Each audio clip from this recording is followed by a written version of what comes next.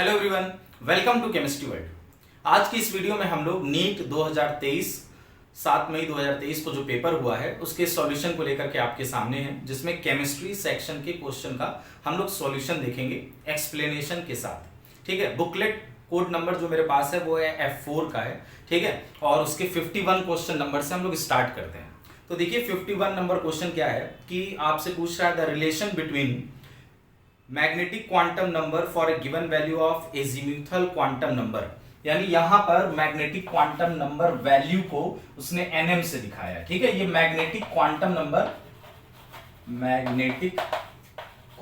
Number value दे रखी है। ठीक है, और एजीम्यूथल क्वांटम नंबर ये दे रखा है एजीम्यूथल, ठीक है, क्वांटम नंबर। अब पूछ रहा है इसमें रिलेशन क्या होगा। तो आपको मालूम है कि जो वैल्यू होती है मैग्नेटिक क्वांटम नंबर की, जो वैल्यू होती है उसका रिलेशन क्या होता है, वो होता है 2l+1। ये फॉर्मूला हम लोग पढ़े हैं एटॉमिक स्ट्रक्चर में कि मैग्नेटिक क्वांटम नंबर वैल्यू यानी जिससे हम लोग नंबर ऑफ ऑर्बिटल्स निकालते हैं किसी सबशेल के अंदर, तो फॉर्मूला होता है nm = 2l+1। तो अगर इसे हम लोग सॉल्व करें तो देखेंगे कि इसको हम लोग लिख सकते हैं l = 2l = nm-1 और l = क्या हो जाएगा nm-1/2, क्योंकि ऑप्शन इसी फॉर्मेट में दे रखा है इसलिए इस तरह से बनाया गया है। ठीक है, तो ये ऑप्शन इसके अकॉर्डिंग जो है 4th नंबर ऑप्शन है। ठीक है, 51 का 4th नंबर ऑप्शन हो गया कि l = nm-1/2। ठीक है, तो ये 51 क्वेश्चन नंबर हो गया। 52 देखिए, इस पेपर के एनालिसिस के बारे में अगर कहा जाए कि किस टाइप का क्वेश्चन था, बहुत टफ था, बहुत इजी था, तो मैं सिर्फ इतना सा कहूंगा कि जिन बच्चों ने बहुत छोटी छोटी बातों का भी ध्यान रखा होगा पढ़ाई करते वक्त, ठीक है, यानी बेसिक्स का ध्यान रखा होगा, वो बहुत आराम से केमिस्ट्री सेक्शन को सॉल्व कर गए होंगे। कोई बहुत हाई फाई क्वेश्चन नहीं है, बहुत ज्यादा कॉन्सेप्चुअल क्वेश्चन नहीं है। ठीक है, बहुत बेसिक्स यानी जो छोटी छोटी जानकारियों पर डिपेंड करता है। देखिए मैग्नेटिक क्वांटम नंबर और एजीम्यूथल क्वांटम नंबर के बीच में रिलेशन जैसे पूछ लिया, क्लास 11th की बात है, क्लास 12th, ठीक है, जो बेसिक्स स्टडी किया होगा वो आराम से कर लिया होगा। 52 नंबर क्वेश्चन कह रहा है कि कुछ ऑप्शन दे रखे हैं, उसमें से आपसे कह रहा है कि बताइए कौन सा लुईस एसिड होगा।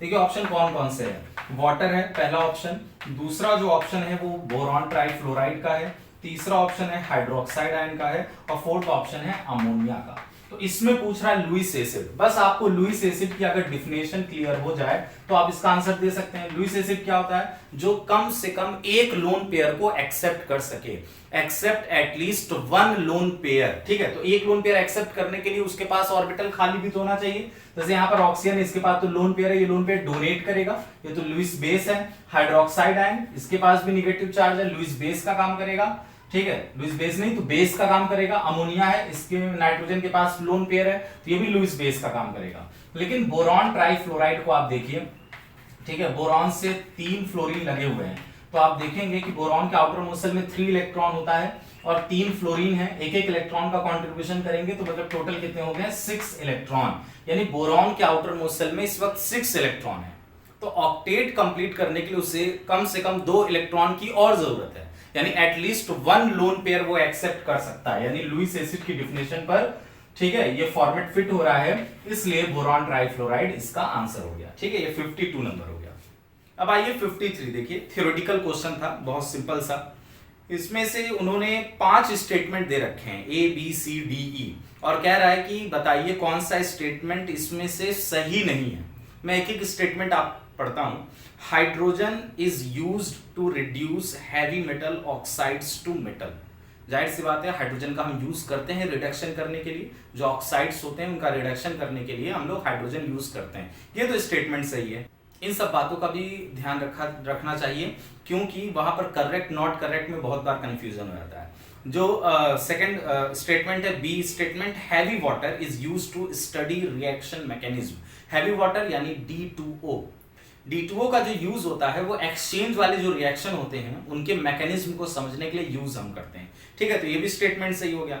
सी वाला ऑप्शन है, hydrogen is used to make saturated fats from oils. ठीक है, जो अनसैचुरेटेड होते हैं, अनसैचुरेटेड मतलब जिसमें डबल बॉन्ड या ट्रिपल बॉन्ड पाया जाता है। ठीक है, मान लीजिए जैसे डबल बॉन्ड है, तो अगर इसका हम हाइड्रोजनेशन कर देंगे तो हाइड्रोजनेशन करने पर पाई बॉन्ड खत्म हो जाएगा, यानी ये अनसैचुरेटेड से सैचुरेटेड बन जाएगा। ठीक है, तो हम हाइड्रोजन का यूज करते ही हैं। ठीक है, क्या करने के लिए? हम सैचुरेटेड फैट्स बनाते हैं ऑयल से। तो सी वाला स्टेटमेंट भी सही है।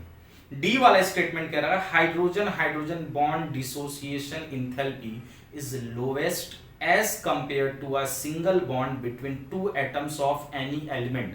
यानी कह रहा है कि हाइड्रोजन और हाइड्रोजन के बीच में जो सिंगल बॉन्ड होता है, ठीक है, इसकी बॉन्ड डिसोसिएशन एनर्जी बहुत कम होती है। ऐसा नहीं है, हाइड्रोजन और हाइड्रोजन के बीच में जो सिंगल बॉन्ड है उसकी बॉन्ड एनर्जी बहुत ज्यादा होती है। ठीक है, कितनी होती है? लगभग 420 किलो जूल पर मोल। ठीक, जो कि सिंगल बॉन्ड में बहुत ज्यादा है। ठीक है, सिंगल बॉन्ड में बहुत ज्यादा इसकी एनर्जी है। ठीक है, तो ये वाला स्टेटमेंट गलत हो गया, डी। अब ई वाला देखें, hydrogen reduces oxides of metal that are more active than iron. जो आयरन से एक्टिव मेटल हैं उनके ऑक्साइड्स को भी रिड्यूस कर लेता है। ऐसा नहीं है, क्योंकि आपको मालूम है इलेक्ट्रोकेमिकल सीरीज अगर देखें तो हाइड्रोजन से ऊपर ही तो आयरन होता है और हाइड्रोजन के नीचे। तो हाइड्रोजन अपने से नीचे वाले जो मेटल होंगे उनको ही रिड्यूस करेगा, क्योंकि उनकी रिएक्टिविटी कम हो जाती है। और जो हाइड्रोजन से ऊपर यानी आयरन से ऊपर वाले मेटल हैं वो सबकी रिएक्टिविटी बहुत ज्यादा होती है, तो हाइड्रोजन उनको रिड्यूस नहीं कर सकता। तो लास्ट के जो दो स्टेटमेंट है डी एंड ई वो आपका गलत है। ठीक है, तो 53 का आंसर हो जाएगा आपका 53 का ऑप्शन नंबर 2 है, डी एंड ई। ठीक है, क्वेश्चन तो देखिए सब में सेम है, नंबरिंग बस ऊपर नीचे है। ठीक है, तो क्वेश्चंस आप देख सकते हैं। नेक्स्ट आते हैं आपका क्वेश्चन नंबर 57। नेक्स्ट आते हैं क्वेश्चन नंबर 55 पर। कह रहा है homoleptic complex from the following complexes is. अब आपको पहले होमोलैक्टिक का मतलब पता होना चाहिए कि होमोलैक्टिक किसे कहते हैं। ठीक है, ये आपका कोऑर्डिनेशन कंपाउंड का क्वेश्चन है। होमोलैक्टिक कॉम्प्लेक्स कहते हैं जिसमें सेम लिगेंड पाए जाते हैं, सेम टाइप के लिगेंड पाए जाते हैं, उसी को बोलते हैं होमोलैक्टिक। तो अभी अगर आप फॉर्मूला वगैरह नहीं जानते होंगे, नाम पढ़ के बता देंगे। पहला ऑप्शन है die amine क्लोराइडो nitrito N platinum. तो इसमें 3 टाइप का अलग अलग लिगेंड है, ये तो हो ही नहीं सकता। पेंटा एमाइन कार्बोनेटो, एमाइन यानी अमोनिया भी है, कार्बोनेटो CO3 यानी CO3 भी है। ठीक है, तो इसका मतलब है कि ये भी नहीं हो सकता क्योंकि अलग टाइप का लिगेंड है। Try amine try aqua chromium chloride, amine यानी अमोनिया और एक्वा मतलब वाटर, 2 अलग अलग टाइप का लिगेंड है। चौथा जो ऑप्शन है पोटेशियम ट्राई ऑक्सिलेटो एल्यूमिनेट, ट्राई ऑक्सिलेटो। ठीक है, ऑक्सिलेटो क्या होता है आपका C2O4 2 माइनस, मतलब सिर्फ एक टाइप का लिगेंड पाया गया। तो 55 का 4th नंबर हो गया आपका। क्लियर? ठीक है, तो इस तरीके से आप देख रहे हैं कितने बेसिक्स क्वेश्चन पूछे गए कि डिफिनेशंस पर आपका एक एक लाइन पर क्वेश्चन आ जा रहा है। ठीक है, अभी देखिए 56 नंबर क्वेश्चन जो है, 56 नंबर बस कंपाउंड स्ट्रक्चर थोड़ा सा बड़ा बना दिया है जिससे बच्चे डर जाएं, लेकिन डरने वाली कोई बात नहीं है। अगर रिड्यूसिंग एजेंट के बारे में आपको थोड़ी बहुत भी जानकारी होगी, जैसे आपने क्लेमेंसन रिडक्शन वगैरह पढ़ा होगा, ठीक है, तो उससे भी आप क्वेश्चन कर लेंगे। ये कंपाउंड दे रखा है और क्या रखा है, zinc Hg and concentrate HCl। ठीक है, जिंक अमलगम है और A बन रहा है प्रोडक्ट और 2H2O है। बस यहां पर ये जो 2H2O है उसका रोल अच्छा है। ठीक है, तो आपको मालूम है कि ये जो जिंक अमलगम है और कंसंट्रेट HCl है ये क्लेमेंसन रिडक्शन शो करता है। क्लेमेंसन रिडक्शन का मतलब होता है जहां पर C डबल बॉन्ड O यानी कार्बोनिल ग्रुप होगा उसको रिड्यूस करके CH2 में कन्वर्ट कर देगा। ठीक है, यानी आप पूरा कंपाउंड ऐसे ही बनाएंगे, बस जहां पर C डबल बॉन्ड O दिख रहा है वहां CH2 लिख देंगे। ठीक है, यहां पर भी C डबल बॉन्ड O की जगह क्या लिख देंगे, CH2 लिख देंगे। ठीक है, क्यों दोनों को क्यों किया है, क्यों नहीं सिर्फ एक को कर रहा है, हमें कैसे पता चला? क्योंकि आप देखिए यहाँ पे 2H2O लिखा है। 2H2O का मतलब यहाँ पर देखिए 2 ऑक्सीजन एटम बाहर निकल रहे हैं, तो एक ऑक्सीजन यहाँ का एक ऑक्सीजन यहाँ का, ठीक है, रिड्यूस हुआ है, बाहर निकला है। ठीक, इससे हमको मालूम चल गया। ये कौन सा ऑप्शन नंबर था, ये आपका 56 का 4th नंबर था। क्लियर? अब आते हैं क्वेश्चन नंबर 57 पर। 57 क्वेश्चन नंबर भी बहुत अच्छा क्वेश्चन था और इजी क्वेश्चन है। ये बेंजीन डाइएजोनियम क्लोराइड पर बेस्ड है। ठीक है, देखिए क्वेश्चन क्या था, 57 नंबर, बेंजीन डाइएजोनियम क्लोराइड बना लीजिए N2+Cl-। ठीक, इसका पहले स्टेप में कह रहा है किससे रिएक्शन कराइए, Cu2Br2HBr। ठीक है, यानी एक तरीके से आपका सेंडमेयर रिएक्शन है। बेंजीन डाइएजोनियम क्लोराइड में N2Cl हट जाएगा और उसकी जगह क्या लग जाएगा, ब्रोमीन यानी ब्रोमोबेंजीन बन गया। अगले स्टेप में कह रहा है कि इसका रिएक्शन कराइए मैग्नीशियम और ड्राई ईथर से। तो मैग्नीशियम देखते ही आपको समझ जाना चाहिए कि ग्रिनाट रिएजेंट वाली रिएक्शन है, इससे हमको मिल जाएगा MgBr यानी फिनाइल मैग्नीशियम ब्रोमाइड बन गया। अगले स्टेप में कह रहा है इसका हाइड्रोलिसिस करना है। तो हाइड्रोलिसिस करते वक्त ध्यान रखना है H+ और OH- होता है। तो जो OH- होता है वो हमेशा MgBr के साथ ही जाएगा और H+ इस रिंग पे लग जाएगा, यानी सिर्फ बचेगा बेंजीन प्लस MgOHBr। ठीक है, यानी इस यहां प्रोडक्ट कौन बन के आ रहा है आपका बेंजीन, यानी 57 का पहला ऑप्शन। ठीक है, जिसमें बेंजीन बन करके आ रहा है। देखिए गलती कहां होती है, गलत वाला ऑप्शन जो बच्चे ज्यादा गलती करते हैं वो भी दिया रहेगा साथ में। 57 का 4th नंबर ऑप्शन है, देखो फिनॉल बना हुआ है। अक्सर क्या होगा, वाटर देखेंगे लोग, MgBr हटाएंगे वहां OH लगा देंगे, ऐसा नहीं है। ठीक है, यहां पर बेंजीन बन करके आ रहा है। नेक्स्ट क्वेश्चन जो है 58, ये और भी इजी क्वेश्चन था। ठीक है, बहुत बेसिक क्वेश्चन आया इस साल। पूछ रहा है नाइट्रोजन मॉलिक्यूल का करेक्ट ऑर्डर बनाइए MOT के अकॉर्डिंग, मॉलिक्यूलर ऑर्बिटल्स थ्योरी के अकॉर्डिंग। नाइट्रोजन, तो नाइट्रोजन में आप देखेंगे टोटल कितने इलेक्ट्रॉन होते हैं, 14 इलेक्ट्रॉन। N2 के अंदर कितने हो गए, 14 इलेक्ट्रॉन। तो 14 और 14 से कम वाले जो तरीका होता है इलेक्ट्रॉनिक कॉन्फ़िगरेशन बनाने का, बस वही आपको लिख देना है। ठीक है, बस उसी ऑप्शन पर आपको टिक करना था। तो क्या होता है आपका sigma 1s, sigma star 1s, sigma 2s, sigma star 2s, फिर उसके बाद नंबर आता है पाई 2px, पाई 2py। ठीक, फिर उसके बाद आएगा आपका सिग्मा 2pz, फिर आएगा pi star 2px and pi star 2py, और लास्ट में है आपका सिग्मा स्टार 2pz। ठीक है, ऐसा कोई ऑप्शन है इसमें, ऐसा इसमें ऑप्शन दे रखा है ऑप्शन नंबर 4। ठीक है, यानी 58 का, ये 58 नंबर क्वेश्चन है, उसका 4th ऑप्शन दे रखा है। क्लियर। नेक्स्ट आते हैं 59। केमिकल काइनेटिक्स का क्वेश्चन दिया भी तो है, तो वो भी बिल्कुल बेसिक्स क्वेश्चन दिया है, कोई कैलकुलेशन वाला क्वेश्चन दिया ही नहीं कि हाँ भाई उसमें first order, second order, third order का कैलकुलेशन किया जा रहा हो। ठीक है, देखिए बहुत सिंपल सी बात है, कह रहा है कि रेट इक्वल टू K और एक का स्क्वायर है और B, यानी एक ऑर्डर B और B का ऑर्डर 1 है। ठीक, कह रहा B को कांस्टेंट रखो, B के कंसंट्रेशन को कांस्टेंट रखो और A को ट्रिपल कर दो, यानी A को 3 टाइम्स कर दो। तो देखो कंसंट्रेशन पे क्या फर्क पड़ेगा, तो rate equal to K and 3A का स्क्वायर एंड B। ठीक, तो rate equal to K 9A square. ठीक है, यानी 9 का A concentration square and B। ठीक है, तो आप देख रहे हैं कि रेट कितना टाइम्स हो जा रहा है, 9 टाइम्स हो जाएगा। तो इसमें कोई ऑप्शन है 9 टाइप्स का, सेकंड ऑप्शन है 59 का second option, increase by a factor of 9। ठीक है, क्लियर। अब आते हैं क्वेश्चन नंबर 60 पर। क्वेश्चन नंबर जो 60 है वो असर्शन रीजन पर बेस्ड है। ठीक है, उसमें जो पहला असर्शन कह रहा है वो कह रहा है कि जो delta G equal to formula होता है -NFE सेल। ठीक है, -NFE सेल असर्शन है, delta G equal to -NF। ठीक, यहां पर N क्या होता है कि कितने इलेक्ट्रॉन एक्सचेंज हो रहे हैं, ट्रांसफर हो रहे हैं, F फैराडे हो गया, E क्या हो गया आपका सेल का EMF। ठीक है, इलेक्ट्रोमोटिव फोर्स। ठीक, तो कह रहा है कि यहां पर जो डेल्टा G है वो N पर डिपेंड करता है। हाँ करेगा, डेल्टा G जो होता है वो नंबर ऑफ ट्रांसफर इलेक्ट्रॉन पे डिपेंड करेगा। ठीक है, तो पहला स्टेटमेंट सही है क्योंकि कितने इलेक्ट्रॉन ट्रांसफर हो रहे हैं फॉर्मूले से साफ साफ नजर आ रहा है कि डेल्टा G उस बात पे डिपेंड करता है। अब उसका यानी ये स्टेटमेंट तो हमारा ट्रू हो गया। अब स्टेटमेंट जो रीजन दे रखा है, रीजन क्या कह रहा है कि E cell is an intensive property और delta G is an extensive property. Basic definition, intensive का मतलब जो amount of substance, amount of particles पे डिपेंड ना करे। तो सही बात है कि cell potential amount of substance पे, मैटर पे डिपेंड नहीं करता, लेकिन गिब्स फ्री एनर्जी जो है वो एक्सटेंसिव प्रॉपर्टी है, यानी वो अमाउंट ऑफ सब्सटेंस पे डिपेंड करता है। तभी तो एन चेंज हो रहा है या एन बढ़ेगा या घटेगा तो डेल्टा G पर भी असर पड़ेगा। तभी तो कहते हैं जो गिब्स फ्री एनर्जी होता है वो एडिटिव नेचर का होता है। ठीक है, एडिटिव नेचर का मतलब कि वो एक्सटेंसिव प्रॉपर्टी है, वो अमाउंट ऑफ सब्सटेंस पर डिपेंड करता है। तो रीजन भी ट्रू है और साथ ही साथ रीजन जो है वो पहले वाले स्टेटमेंट को एक्सप्लेन भी कर रहा है कि डेल्टा G एक एक्सटेंसिव प्रॉपर्टी है, तो वो अमाउंट ऑफ सब्सटेंस पर, अमाउंट ऑफ पार्टिकल पे डिपेंड कर रहा है, मतलब n पर डिपेंड कर रहा है। तो इसका जो ऑप्शन हो जाएगा both A and R are true, नहीं पहले वाले में कह रहा है नॉट करेक्ट एक्सप्लेनेशन, ठीक है। फोर्थ वाला जो ऑप्शन है both A and R are true and R is the correct explanation of A, ठीक है। ये हो गया 60 नंबर।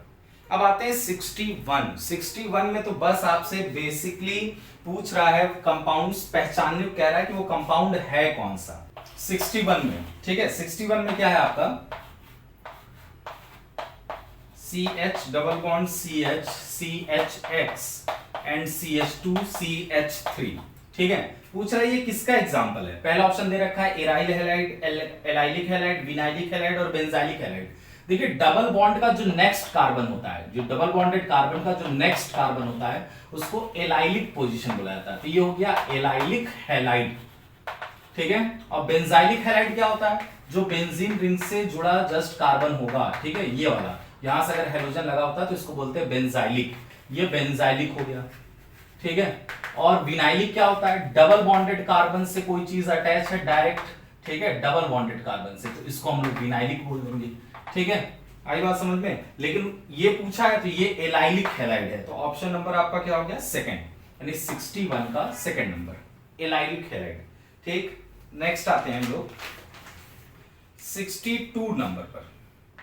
62 में कह रहा है विच amongst the following molecules on polymerization produces न्यूप्रीन, ठीक है। तो न्यूप्रीन का एक तरीके से आपसे मोनोमर पूछ रहा है, तो न्यूप्रीन का मोनोमर होता है आपका CH2 CCl, CH2 double bond CCl CH double bond CH2, ठीक है।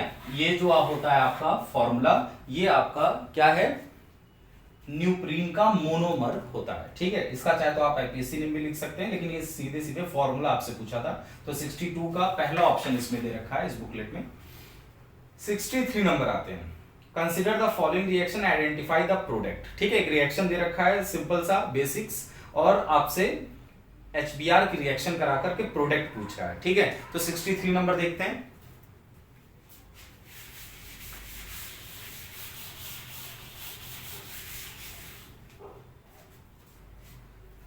रिएक्टेंट क्या है आपका CH3 CH CH3 एक एल्कोहल है, और उसका रिएक्शन हाइड्रोजन हैलाइड से यानी HBr से कराने को कहा गया है, ठीक है। क्योंकि एसिडिक मीडियम है, सेकेंडरी अल्कोहल है, H+ आयन इसमें होगा, लोन पेयर है, प्रोटोनेशन कराएंगे।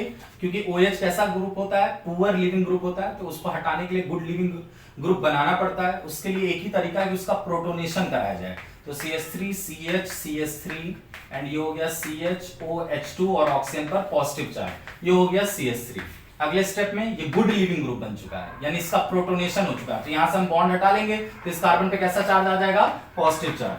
CH3 CH CH3 CH positive charge and CH3, clear. अब देखिए कौन सा कार्बोकेटायन है, ये सेकेंडरी कार्बोकेटायन है। तो अगर सेकेंडरी कार्बोकेटायन है और रीअरेंजमेंट करा करके हम उससे ज्यादा स्टेबल कार्बोकेटायन बना सकते हैं तो बनाएंगे। यहां पर एक हाइड्रोजन और है, इस हाइड्रोजन को हम यहां शिफ्ट करा दें, रीअरेंज करा दें, तो हमारा बन जाएगा CH3C, और इस कार्बन पर पॉजिटिव चार्ज आ जाएगा, और यहां आ गया CH2 CH3। अब देखिए कौन सा कार्बोकेटायन बन गया, टर्शरी कार्बोकेटायन। कुछ लोग ये सोचेंगे कि मिथाइल को क्यों नहीं शिफ्ट कराया गया, हाइड्रोजन को क्यों कराया। तो अगर कंपैरिजन की बात आ जाए तो हाइड्रोजन का माइग्रेशन CH3 के कंपेयर में जल्दी होता है, ठीक है। अब इसके बाद न्यूक्लियोफाइल को लाएंगे और न्यूक्लियोफाइल का अटैक करा देंगे, तो फाइनली प्रोडक्ट बन जाएगा CH3CBr CH3 CH2 CH3, ठीक है। तो ऐसा कोई ऑप्शन दे रखा है, ऐसा ऑप्शन है आपका 4 नंबर, ठीक है। तो 63 का जो ऑप्शन नंबर 4 है वो करेक्ट हुआ, ठीक है।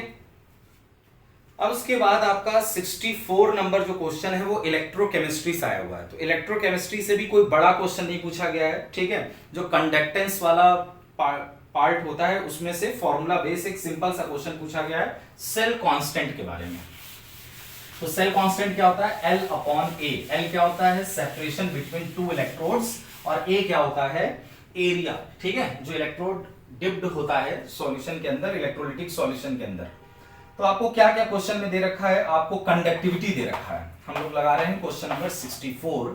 कंडक्टिविटी है आपका 0.0210 ओम इनवर्स सेंटीमीटर इनवर्स, ठीक, और रेजिस्टेंस आपका दे रखा है कितना 60 ओम। आपसे L बाई ए यानी पूरा पूरा सेल कांस्टेंट पूछ रहा है, तो हमारे पास फॉर्मूला है सीधे सीधे, कंडक्टिविटी इक्वल टू होता है 1 by R into L by A. फॉर्मूले में वैल्यू पुट करें, के की वैल्यू हो गई 0.021, 0 इक्वल टू 1 बाई आर की वैल्यू हो गई 60 इंटू एल बाई ए, यानी सीधा सीधा हमको 60 का मल्टीप्लाई कर देना है, तो 0.021 इंटू 60, तो 0 से 1 पॉइंट हो जाएगा खत्म, बचेगा हमारे पास 0.21 इंटू 6। तो अगर आप मल्टीप्लाई करके देखें तो हमारा आंसर आना चाहिए 6, और 6 इंटू 2 12, 1.26। तो 1.26 का कोई ऑप्शन है? Option number 2, option number 2 1.6 centimetre inverse. L by A की यूनिट आपकी सेंटीमीटर इनवर्स होती है। ठीक है, तो ये आपका 64 नंबर हो गया। 65 जो दे रखा है वो दो लिस्ट दे रखे हैं, दो कॉलम दे रखे हैं, उसको कह रहा है कि आपको मैच कराना है। इनऑर्गेनिक का क्वेश्चन है, एस ब्लॉक का क्वेश्चन है, ठीक है, पी ब्लॉक का क्वेश्चन है। उसमें पी ब्लॉक में आपका जो कार्बन फैमिली होता है उसके इलेक्ट्रॉप के ऊपर बेस्ड है, यानी जो उसके इलेक्ट्रॉप्स पाए जाते हैं, लिस्ट 1 एंड लिस्ट 2। ठीक है, तो लिस्ट 1 में पहले कोक, ए नंबर पे लिखा है कोक, ठीक, और बी पे लिखा है डायमंड, और सी पे लिखा है फुलरीन, फुलरीन, ठीक है, और डी पे लिखा है आपका ग्रेफाइट। और लिस्ट सेकंड में फर्स्ट पॉइंट जो लिखा है वो लिखा है कि carbon atoms are sp3 hybridised. Second पे लिखा है यूज्ड आर ड्राई लुब्रिकेंट, और थर्ड ऑप्शन पे लिखा है used are reducing agent. And next जो फोर्थ लिखा हुआ है पॉइंट, केज लाइक स्ट्रक्चर यानी केज लाइक मॉलिक्यूल। देखो भाई, डायमंड के अंदर जो कार्बन पाया जाता है, क्योंकि ये सारे कार्बन के इलेक्ट्रॉप्स हैं, डायमंड के अंदर जो कार्बन पाया जाता है उसका हाइब्रिडेशन sp3 होता है। ठीक, ये जो फ्लोरीन्स होता है, फ्लोरीन जैसे C60, C70, C76, ठीक है, कार्बन ज्यादा होते हैं, और इसी को बकमिनिस्टर भी बोलते हैं। और जो इसका स्ट्रक्चर होता है वो केज लाइक स्ट्रक्चर होता है, मतलब फुटबॉल की तरह स्ट्रक्चर होता है, केज लाइक स्ट्रक्चर। तो इसका ये हो जाएगा सी का फोर्थ। ठीक, और इसके बाद ग्रेफाइट की बात करें तो ग्रेफाइट में क्या होता है कि स्लिपरी, थोड़ा सा जो इनके लेयर्स वाले स्ट्रक्चर होते हैं, और वो लेयर्स एक दूसरे के ऊपर फिसलते हैं। ठीक है, स्लिपरी स्ट्रक्चर होता है, इस वजह से वो ड्राई लुब्रिकेंट के तौर पर यूज किया जाता है। ठीक है, तो बी का सेकंड हो जाएगा। बचा हमारा कोक, यानी जो कार्बन है वो एज अ रिड्यूसिंग एजेंट इस्तेमाल किया जाता है। ठीक है, जब वो कोक के फॉर्म में रहता है। क्लियर, तो ये आपका हो गया। अब इसके बेस पे जो भी ऑप्शन दे रखा हो। 65 नंबर। 66 कह रहा है the element expected to form largest ion to achieve the nearest noble gas configuration. ठीक है, कुछ आपको एलिमेंट दे रखे हैं 66 में। पहला दे रखा है फ्लोरीन, दूसरा दे रखा है आपका सोडियम, ठीक है, तीसरा आपको दे रखा है दूसरा दे रखा है नाइट्रोजन, तीसरा सोडियम है, और चौथा आपका ऑक्सीजन है। कह रहा है कि नोबल गैस जब अचीव करेगा तो उस वक्त जो ये आयन रहेगा, आयंस जो बनेंगे, उनमें बताना है कि किसका रेडियस सबसे ज्यादा होगा। तो पहले फ्लोरीन का देखते हैं। भाई फ्लोरीन का क्या होता है एटॉमिक नंबर 9 यानी 287, यानी एक इलेक्ट्रॉन अगर एक्सेप्ट करा दें तो इसका नोबल गैस कॉन्फिगरेशन अचीव कर लेगा। तो यानी फ्लोरीन से ये फ्लोराइड आयन बन रहा है। नाइट्रोजन आपका होता है 25, यानी 3 इलेक्ट्रॉन एक्सेप्ट कराएंगे तब जाकर के इसका नोबल गैस कॉन्फिगरेशन आएगा। सोडियम क्या होता है 11, यानी 2 और 8 एंड 1, यानी एक इलेक्ट्रॉन डोनेट कराया जाएगा, यानी Na+ बनेगा। और ऑक्सीजन क्या होता है 26, यानी आउटर मोस्ट शेल में 2 इलेक्ट्रॉन अगर एक्सेप्ट कराया जाए, यानी ऑक्सीजन पे 2-, तब नोबल गैस का आएगा। तो आप देख रहे हैं सोडियम पर पॉजिटिव चार्ज आ रहा है। पॉजिटिव चार्ज का मतलब इलेक्ट्रॉन की कमी, इलेक्ट्रॉन की कमी का मतलब रेडियस कम हो जाएगा।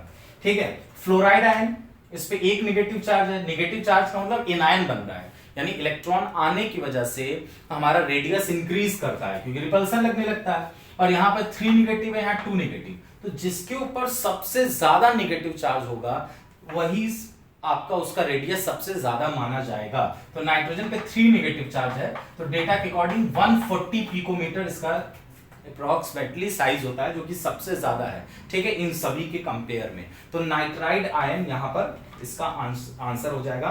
तो इसमें 66 का 2 नंबर यानी जो नाइट्रोजन दे रखा वो होगा। क्लियर। अब इसके बाद आते हैं 67 क्वेश्चन पर। ये भी क्वेश्चन बहुत अच्छा था, बहुत बेसिक क्वेश्चन है ऑर्गेनिक केमिस्ट्री का। इसमें पूछ रहा है कि कुछ रिएक्टेंट दे रखे हैं, रिएक्शन दे रखे हैं, उसमें बताना है किसमें प्राइमरी एमाइन नहीं बनेगा, ठीक है। वो क्वेश्चन देखते हैं। क्वेश्चन नंबर 67, इसलिए मैं क्वेश्चन का हिंट लिख दे रहा हूं कि हो सकता है सबके बुकलेट नंबर अलग अलग हो, ठीक है। तो क्वेश्चन आगे पीछे दिए होंगे, तो हिंट से आपको मालूम चल जाएगा कि किस क्वेश्चन की हम लोग बात कर रहे हैं। 67 में पहला ऑप्शन दे रखा है CH3CN यानी मिथाइल साइनाइड और लिथियम एल्युमिनियम हाइड्राइड। ये जो होता है आपका एक रिड्यूसिंग एजेंट होता है। दूसरा दे रखा है मिथाइल आइसोसाइनाइड, ठीक, और ये हो जाएगा आपका लिथियम एल्युमिनियम हाइड्राइड, मतलब सब में यही रिड्यूसिंग एजेंट दे रखा है H3O+, ठीक। तीसरा जो है आपका CH3CONH2, ये एसिटामाइड है यानी एमाइड दे रखा है आपको, सेम रिड्यूसिंग एजेंट। फोर्थ भी आपको एमाइड दे रखा है CH3CONH2, और इसमें रिड्यूसिंग एजेंट, इसमें Br2KOH इस्तेमाल किया गया रिएजेंट, ठीक है। तो पहचानते हैं ये लिथियम एल्युमिनियम हाइड्राइड है, रिड्यूसिंग एजेंट है। ये साइनाइड को किसमें कन्वर्ट करता है? प्राइमरी एमाइन में, CH3 CH2 NH2, उसको रिड्यूस करके। आइसोसाइनाइड है, आइसोसाइनाइड को हमेशा सेकेंडरी एमाइन में कन्वर्ट करेगा, ठीक है, आइसोसाइनाइड को। एमाइड को भी एमाइन में कन्वर्ट करेगा, CH3 CH2 NH2, और यहां पर भी एमाइड है, लेकिन यहां पर जो रिएजेंट दे रखा है आपको याद आ रहा होगा, ये हाफमैन ब्रोमामाइड रिडक्शन वाला रिएजेंट है, जो क्या काम करता था, एक CO ग्रुप को यानी एक कार्बन को कम कर देता था और हमको प्राइमरी एमाइंस प्रोड्यूस कराता था। तो देखिए 3 में प्राइमरी एमाइन मिला है, बस सेकंड वाले ऑप्शन में सेकेंडरी मिला है। तो पूछ यही रहा है किसमें प्राइमरी एमाइन नहीं बनेगा, तो सेकंड वाला ऑप्शन। क्लियर, ठीक है। अब नेक्स्ट आइए 68 नंबर पर। 68 में कह रहा है कि पिरिडीन है, और पिरिडीन में आपको काउंट करना है कितने सिग्मा बॉन्ड है, कितने पाई बॉन्ड है और कितने लोन पेयर है। भाई ये तो सभी लोग कर सकते हैं, ठीक है। पिरिडीन का स्ट्रक्चर बना लेते हैं और सिग्मा, पाई और लोन पेयर आपको काउंट करके बताना है, ठीक है। अब इससे बेसिक और इससे इजी क्वेश्चन अब और क्या हो सकता है। तो पिरिडीन का स्ट्रक्चर बनाते हैं, ये आपका पिरिडीन हो गया, ठीक है। थोड़ा सा एक्सपेंडेड स्ट्रक्चर बना लेते हैं जिससे पूरा क्लियर दिखे कितना सिग्मा बॉन्ड है। काउंट करते हैं 1 2 3 4 5 हाइड्रोजन वाले हो गए, 6 7 8 9 10 11, ठीक है। यानी सिग्मा बॉन्ड हो रहे हैं 11, पाई 1 2 3, पाई हो गए 3, और लोन पेयर आपका कितना हो गया? 1 हो गया। यानी ऑप्शन नंबर हो गया ये 11 3 1 2, 68 का 2 नंबर, ठीक है। नेक्स्ट आते हैं हम 70 कर लेते हैं, ठीक है। 70 में क्या है आपका? Complete the following reaction. Reaction वाले क्वेश्चन पहले कर लेते हैं। डबल बॉन्ड O HCN, एक रिएक्शन करा के दिया है। हाइड्रोजन साइनाइड यानी साइनोहाइड्रिन बनता है जब अल्कोहल पर हाइड्रोजन साइनाइड का, सॉरी कीटो ग्रुप पर, ठीक, कार्बोनिल ग्रुप पर जब हाइड्रोजन साइनाइड ऐड कराते हैं तो वहां साइनोहाइड्रिन बनता है, ठीक। और उसके बाद कह रहा है कि इसका रिएक्शन हमें कंसंट्रेट H2SO4 से कराना है। ऊपर करा देगा कंसंट्रेट H2SO4 से। तो कंसंट्रेट H2SO4 से करेगा तो क्या प्रोडक्ट बनेगा? पहली बात तो यह है कि जो कंसंट्रेट H2SO4 एक तरीके से साइनाइड को हाइड्रोलिसिस करता है। तो जब साइनाइड का हाइड्रोलिसिस होता है तो वहां कार्बोक्सिलिक एसिड बनेगा, यानी यहां पर Cn हटा करके आप क्या लगा सकते हैं? Carboxylic acid COOH। और साथ ही साथ कंसंट्रेट H2SO4 और हीट है तो मतलब डिहाइड्रेशन ऑफ अल्कोहल का भी तो ये काम करता है, रिड्यूसिंग एजेंट है ना, सॉरी डिहाइड्रेटिंग एजेंट है ना। तो यानी यहां पर अल्कोहल का क्या काम करेगा? डिहाइड्रेशन, यानी यहां से OH हटा दीजिए और इस वाले कार्बन से एक हाइड्रोजन को भी हटा दीजिए, तो बीच में कैसा बॉन्ड आ जाएगा? Double bond. तो ये कंपाउंड आपका बनकर के आएगा। ऐसा कोई है आपका थर्ड नंबर, ठीक है, थर्ड ऑप्शन। कंसंट्रेट H2SO4 और हीट डिहाइड्रेशन ऑफ अल्कोहल करता है, और अल्कोहल का डिहाइड्रेशन आपको एल्कीन प्रोवाइड करता है, और साथ ही साथ अगर साइनाइड ग्रुप लगा है तो साइनाइड को हाइड्रोलिसिस करके उसे कार्बोक्सिलिक एसिड में कन्वर्ट कर देगा, ठीक है। नेक्स्ट आते हैं 71 क्वेश्चन पर। 71 क्वेश्चन अच्छा है, कॉन्सेप्चुअल है, लेकिन वो भी बहुत ही बेसिक क्वेश्चन है। 11th वगैरह में ये ऐसे क्वेश्चन आपको पढ़ाए जाते हैं। ठीक है 71 नंबर। कुछ कंपाउंड्स दे रखे हैं थर्ड ए ग्रुप के, और कह रहा है कि स्टेबिलिटी के ऑर्डर में आपको बताना है स्टेबिलिटी के रिस्पेक्ट में कौन सा ऑप्शन करेक्ट है। ठीक है स्टेबिलिटी के ऑप्शन में हेल्मियम आयोडाइड, हेल्मियम ट्राई आयोडाइड, और फोर्थ नंबर क्वेश्चन है आपका हेल्मियम क्लोराइड और हेल्मियम Cl। तो पहले देखिए यहाँ दो टाइप के कंपाउंड है, एक ऐसा जिस पर +1 का ऑक्सीडेशन स्टेट है और एक ऐसा है जिस पर +3 का ऑक्सीडेशन स्टेट है, और सभी थर्ड ए ग्रुप यानी 13 ग्रुप के एलिमेंट हैं, बोरॉन, एल्यूमिनियम, ठीक है, गैलियम, इंडियम और थैलियम। ठीक, अब इसमें दो टाइप का ऑक्सीडेशन स्टेट पाया जाता है, एक +1 और एक आपका +3 पाया जाता है। तो अगर +1 ऑक्सीडेशन स्टेट होगा तो इसकी स्टेबिलिटी का ऑर्डर बता रहे हैं। ठीक, एल्यूमिनियम हो गया, ठीक, और नीचे जाने पर बढ़ता जाएगा, एल्यूमिनियम के बाद गैलियम +1 और इंडियम +1 और थैलियम +1। स्टेबिलिटी का ऑर्डर बता रहे हैं। बोरॉन +1 नहीं शो करता है, ठीक है, बोरॉन जो होता है वो +1 ऑक्सीडेशन स्टेट नहीं शो करता है, ये +3 ऑक्सीडेशन स्टेट शो करेगा। क्लियर? तो एल्यूमिनियम की स्टेबिलिटी सबसे कम है +1 वाले में, तो जैसे कि ये +1 वाला है, तो ये तो नहीं हो सकता ना। इसमें क्या पूछा है आपका, इसमें पूछा है कौन सा करेक्ट रिलेशनशिप है, तो +1 वाले की स्टेबिलिटी दे रखा है +3 के कंपेयर में, ये तो हो ही नहीं सकता क्योंकि इसकी स्टेबिलिटी सबसे कम है। और +3 के कंपेयर में देखेंगे तो एल्युमिनियम +3 की स्टेबिलिटी ज्यादा, गैलियम +3 की स्टेबिलिटी, फिर इंडियम +3 और फिर थैल्मियम +3। और इसका रीजन होता है इनर्ट पेयर इफेक्ट। जैसे जैसे हम टॉप टू बॉटम आते हैं तो इनर्ट पेयर इफेक्ट लगने की वजह से +1 की स्टेबिलिटी कम होती है, सॉरी +1 की स्टेबिलिटी बढ़ती है और +3 की स्टेबिलिटी कम होने लगती है। इनर्ट पेयर इफेक्ट आपको पता होगा, ठीक है। इनर्ट पेयर इफेक्ट का मतलब होता है कि s के इलेक्ट्रॉन अनपेयर नहीं होना चाहते हैं, तो जब अनपेयर नहीं होगा तो 3 ऑर्बिटल खाली भी नहीं होगा, यानी +3 की स्टेबिलिटी कम होती चली जाएगी। तो ग्रुप में +3 की स्टेबिलिटी घट रही है और +1 की स्टेबिलिटी बढ़ रही है। तो इसी बेस पर डिसाइड कर लेते हैं। यहां पर देखिए +3 वाले को ज्यादा स्टेबल कर दिया गया है और +1 वाले को कम, जबकि +1 वाले की स्टेबिलिटी ज्यादा है इंडियम के केस में, तो ये भी नहीं हो सकता, ये है ही नहीं। ठीक, यहाँ भी +1 वाले की स्टेबिलिटी ज्यादा की गई है, तो थैलियम की +1 की स्टेबिलिटी बहुत ज्यादा है और +3 की स्टेबिलिटी बहुत कम है।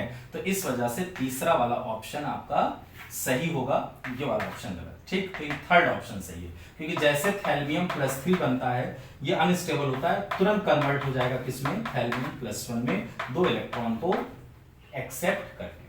क्लियर? आई बात समझ में? यानी आपको ये ध्यान रखना था बस, ये 2 ऑर्डर, और वो भी इनर्ट पेयर इफेक्ट से।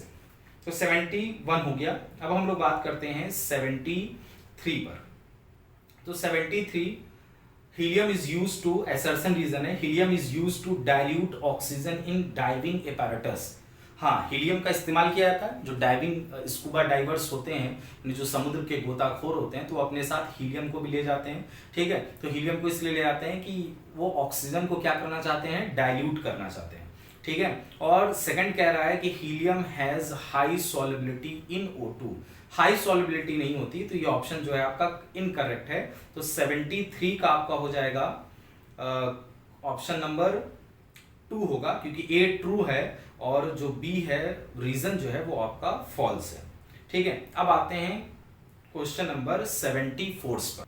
अब आते हैं क्वेश्चन नंबर 74 पर। मोल कॉन्सेप्ट का बहुत सिंपल सा क्वेश्चन दे रखा है कि कैल्शियम कार्बोनेट है, अगर उसको 1200 केल्विन पर हीट किया जाए तो डिकम्पोज हो जाता है कैल्शियम ऑक्साइड और CO2 में। और इसमें अमाउंट क्या दे रखा है, मास दे रखा है कैल्शियम कार्बोनेट का। ठीक है, मास दे रखा है कैल्शियम कार्बोनेट का, वो दे रखा है 20 ग्राम, यही लिख दे रहे हैं। लेकिन कह रहा है कि सिर्फ 20% इसमें से प्योर है। प्योर अमाउंट कितना है, 20% है। और आपसे क्या पूछ रहा है, मास ऑफ CO2, यानी आपसे CO2 का मास पूछ रखा है। जब भी ऐसे रिएक्शन वाले क्वेश्चन आते हैं मोल के, उसको करने का सिर्फ एक तरीका है। ठीक है, क्या है कि आप सबसे पहले मोल निकालिए, सबसे पहले मोल निकाल लेंगे तो बहुत इजी हो जाएगा। तो किसका हमको पता है, इसका मास पता है 20 divided by molar mass calcium carbonate. Calcium carbonate का मोलर मास कितना होगा, 100 होता है, कैल्शियम का 40, कार्बन का 12, ऑक्सीजन 48, तो आपका 100, यानी हो गया आपका 1/5। लेकिन कह रहा है कि जो 1/5 मोल आया उसमें से सिर्फ 20% प्योर है, मतलब वही रिएक्शन में पार्टिसिपेट कर रहा है। तो यानी ये आपका गया टोटल 20% जब निकालेंगे तो 4 डिवाइडेड बाई 100 मतलब 1/25। तो मोल हमको मिल गया 1/25।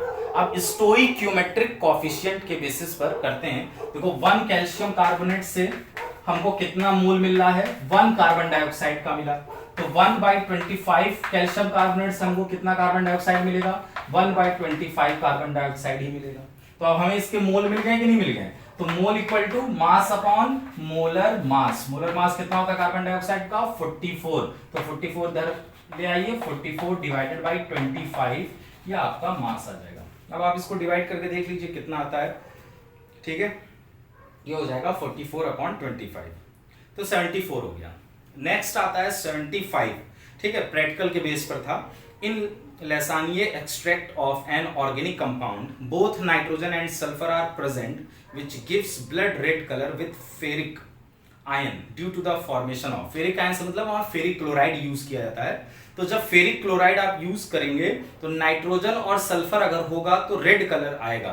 तो रेड कलर किस वजह से आता है, वो आता है NaSCN, ठीक है, सोडियम थायोसाइनाइड, ठीक है, तो इसके वजह से आता है। तो इसके वजह से ही रेड कलर आ रहा है। तो आपका यही ऑप्शन हो जाएगा 71 का पहला नंबर, ठीक है। अब आते हैं 76 पर। 76 में क्या कह रहा है कि पहला एसर्शन रीजन है, या reaction can have zero activation energy. पहला स्टेटमेंट कह रहा है कि क्या रिएक्शन के पास जीरो एक्टिवेशन एनर्जी है, यानी केमिकल काइनेटिक्स का है। बहुत अच्छा क्वेश्चन है। पहला ही स्टेटमेंट जो है वो फॉल्स है, ठीक। तो कैसे फॉल्स है वो भी मैं आपको बता दे रहा हूं। A reaction can have zero activation energy। आपको आर्हेनियस इक्वेशन याद होगा। आर्हेनियस इक्वेशन क्या था, K इक्वल टू ए ई के पावर माइनस ई अपॉन आर टी। तो अगर कोई रिएक्शन का एक्टिवेशन एनर्जी जीरो हो जाएगा तो जीरो पुट करिए, K इक्वल टू ए ई के पावर जीरो हो गया, क्योंकि यहाँ जीरो रखेंगे तो ई के पावर जीरो मतलब 1, तो K इक्वल टू ए, यानी एक्टिवेशन एनर्जी जीरो हो जाएगा। तो जितना यह जो आर्हेनियस कांस्टेंट है किसके इक्वल हो जा रहा है, K के। तो इसका मतलब ये हो रहा है कि जितना कोलिजन होगा सब की वजह से केमिकल चेंज आने लगेगा। लेकिन कोलिजन थ्योरी क्या कहती है, ऐसा पॉसिबल नहीं है। बहुत सारे नंबर में कोलिजन होते हैं, लेकिन उसमें से कुछ ही कोलिजन इफेक्टिव होते हैं जिसकी वजह से केमिकल चेंज आ रहा है। यहां पे कह रहा है कि 100% केमिकल चेंज आने लगेगा, जो कि पॉसिबल नहीं है। तो पहला स्टेटमेंट फॉल्स हो गया। आपको दूसरा स्टेटमेंट चेक करने की जरूरत ही नहीं है, क्योंकि इसका एक ही ऑप्शन होता है। अगर पहला स्टेटमेंट फॉल्स है तो A false but R is true, एक ही ऑप्शन होता है, यानी ऑप्शन नंबर 3 इसमें दे रखा है, ठीक है। तो हो गया आपका 76 का थर्ड ऑप्शन। नेक्स्ट आता है, कह रहा है 77, ये सॉलिड स्टेट का क्वेश्चन है, ठीक है, ये अच्छा क्वेश्चन है, इसको लगाते हैं हम लोग।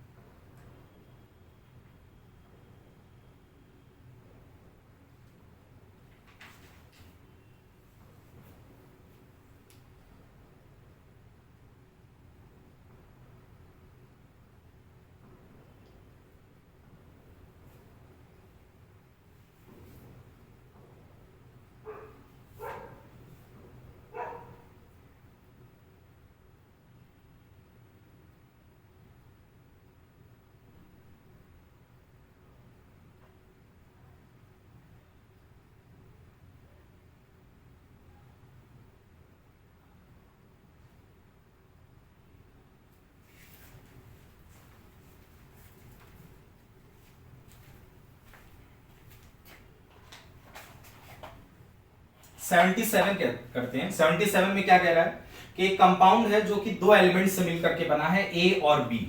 कह रहा बी जो है वो cubic close packed structure occupy करता है, सीसीपी, इसी सीसीबी को हम लोग एफसीसी भी कह सकते हैं, फेस सेंटर्ड क्यूबिक लैटिस, ठीक है। और ए जो ऑक्युपाई करता है वो कह रहा है कि 1/3 टेट्राहेड्रल वॉइड्स, ठीक है। अब इसमें अगर कुछ डायरेक्ट रिजल्ट हमको याद रहेंगे तो इसमें कोई बुराई की बात नहीं, बहुत जल्दी हो जाता है। जो सीसीपी यानी एफसीसी, आपको पता है एफसीसी में total number of particles atom कितने होते हैं, 4 होते हैं, ठीक है। और 1/3 टेट्राहेड्रल वॉइड्स, तो देखो ऑक्टाहेड्रल वॉइड्स कितना होता है, 4 होता है।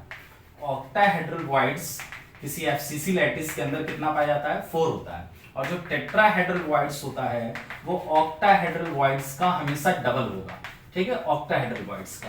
तो यहां हो जाएगा 2 × 4 कितना हो गया, 8। लेकिन कह रहा है इसका 1/3 लेना है, तो 1/3 लेने का मतलब 8/3। तो A हो गया 8/3 एटम है और B कितना है आपका 4 हो गया। तो इसको सॉल्व करते हैं, ठीक, 3 से मल्टीप्लाई कर देंगे तो A 8 हो जाएगा, B हो जाएगा आपका 12, ठीक। अब इसका रेशियो लेते हैं, 4 से डिवाइड कर देते हैं तो ये हो जाएगा 3 और ये हो गया 2, यानी आपका हो गया A2B3, ठीक। तो ये आपका क्वेश्चन में दे रखा है कि इस फॉर्मेट में लिखा हुआ है AX/BY, और आपको बताना है कि X + Y कितना होगा। तो X + Y ऐड कर दीजिए, 3 + 2 कितना हो गया आपका 5, ठीक है। तो ये ऑप्शन नंबर 77 का 4 नंबर आ रहा है, क्लियर, ठीक है। नेक्स्ट है आपका 78 में क्या कह रहा है, the stability of copper ion is more than copper plus salts in aqueous solution due to, देखो कॉपर 2+ की स्टेबिलिटी सॉल्यूशन के अंदर एक्वस सॉल्यूशन में कॉपर प्लस से ज्यादा ही होती है। उसका रीजन होता है हाइड्रेशन एनर्जी, क्योंकि हाइड्रेशन एनर्जी ज्यादा होती है कॉपर 2+ आयन की, जिसकी वजह से उसकी स्टेबिलिटी बढ़ती है, उस आयन को स्टेबलाइज अच्छे से किया जाता है, क्लियर। तो 78 का इसमें जो ऑप्शन दे रखा है हाइड्रेशन एनर्जी का, वो सेकंड नंबर है। अब आते हैं क्वेश्चन नंबर 79, ठीक है। 79 भी आपका बेसिक्स है, बिल्कुल पहले दूसरे चैप्टर से लिया गया है 11th के।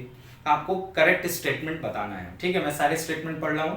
पहला स्टेटमेंट है, atoms of all elements are composed of 2 fundamental particles. कह रहा सारे जो एटम हैं वो 2 फंडामेंटल पार्टिकल से मिलकर के बने होते हैं, नहीं 3 फंडामेंटल पार्टिकल्स होते हैं, इलेक्ट्रॉन, प्रोटॉन एंड न्यूट्रॉन।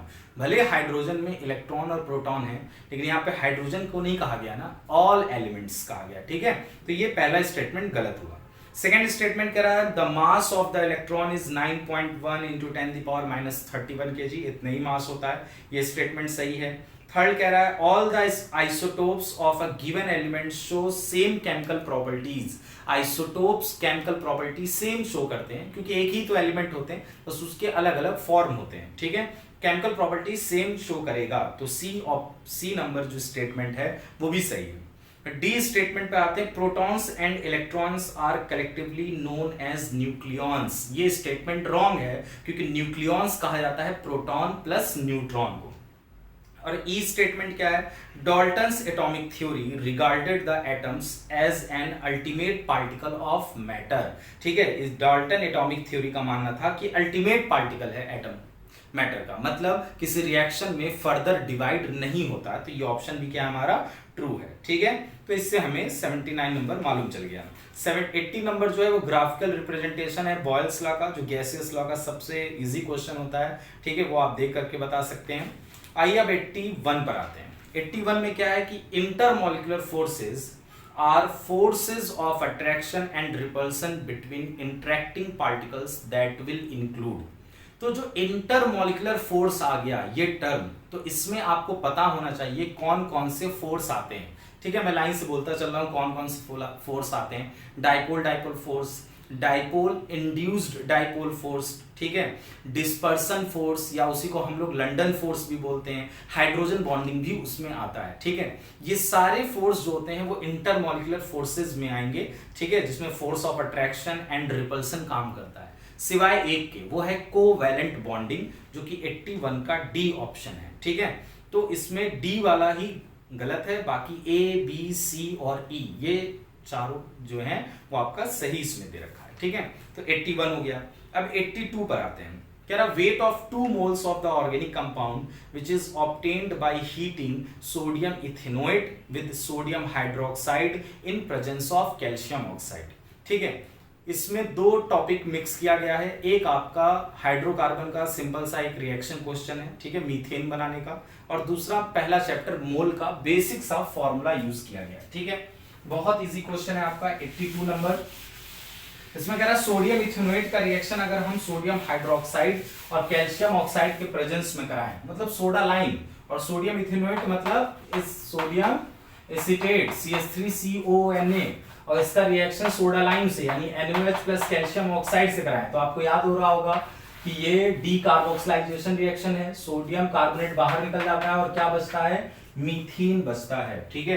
तो कह रहा है कि इसमें इसका 2 मोल्स लिया जाए, ठीक है, 2 मोल्स ऑब्टेन्ड हो रहा है मीथेन। तो कह रहा है इसका आपको मास बताना है। तो अभी तो 1 मोल दिख रहा है ना, तो 1 मीथेन का कितना मास होता है 16, तो 2 मोल्स का कितना हो जाएगा आपका 32 हो जाएगा, ठीक है। तो 82 का पहले ही ऑप्शन दे रखा है 32।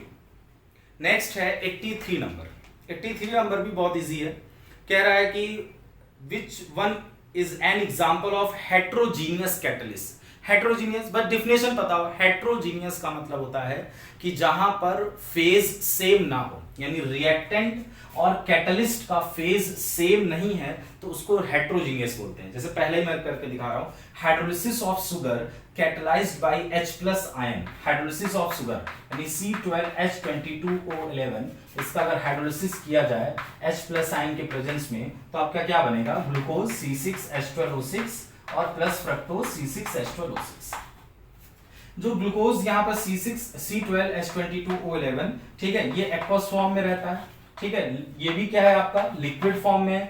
H+ आयन यानी जो एसिडिक मीडियम होता है, यहाँ पर भी वो एसिड लिक्विड में होता है। तो आप देख रहे हैं कैटलिस्ट और जो भी रिएक्टेंट है सबका फेज सेम है कि नहीं है, तो इसका मतलब है कि पहला वाला होमोजीनियस है, होमोजीनियस कैटालिसिस है, ठीक है, हेट्रोजीनियस नहीं है। तो अब आपको समझ में आ गया होगा। सेकंड वाला कह रहा है कि decomposition of ozone in presence of nitrogen monoxide, यानी ओजोन का डीकंपोजिशन नाइट्रोजन मोनोऑक्साइड, ये भी गैस है कैटलिस्ट और रिएक्टेंट भी गैस है, तो फेज सेम हो गया कि नहीं हो गया, तो ये आपका क्या हो गया, होमोजीनियस। हमसे हेट्रोजीनियस पूछ रहा है।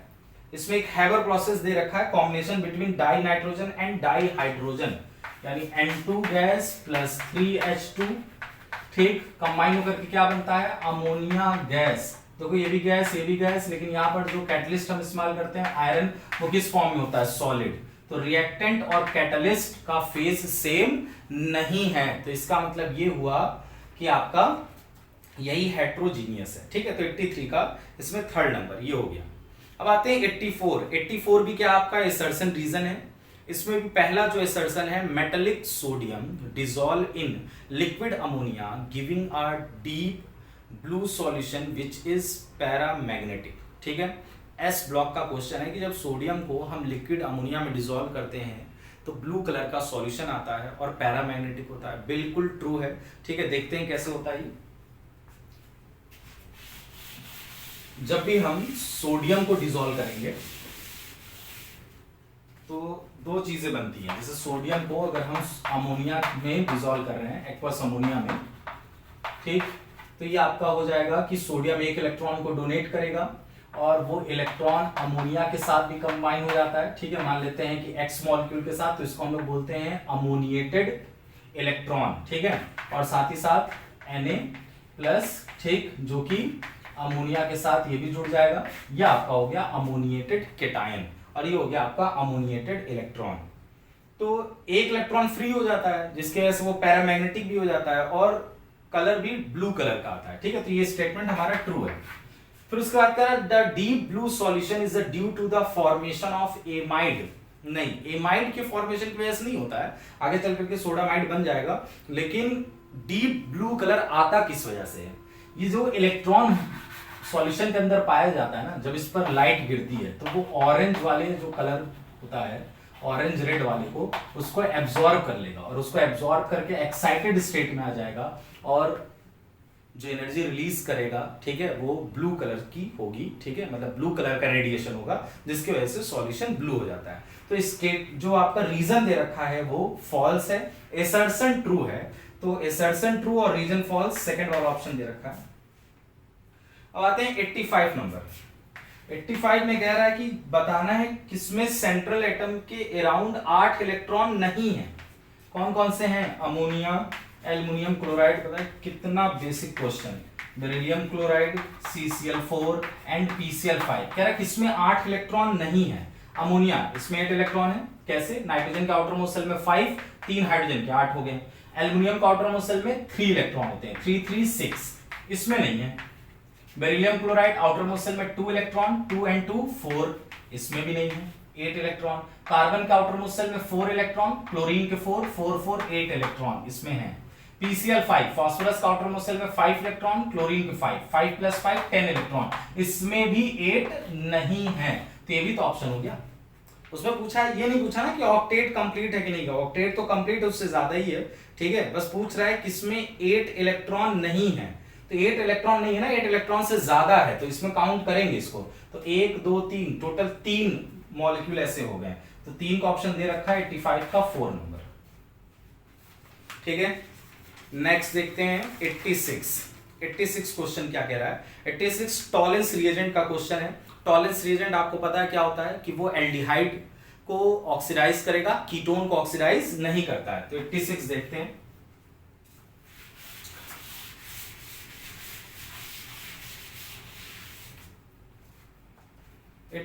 नंबर में जो स्ट्रक्चर बना के दिया है आपका कंपाउंड का, C++O और ये C++OH।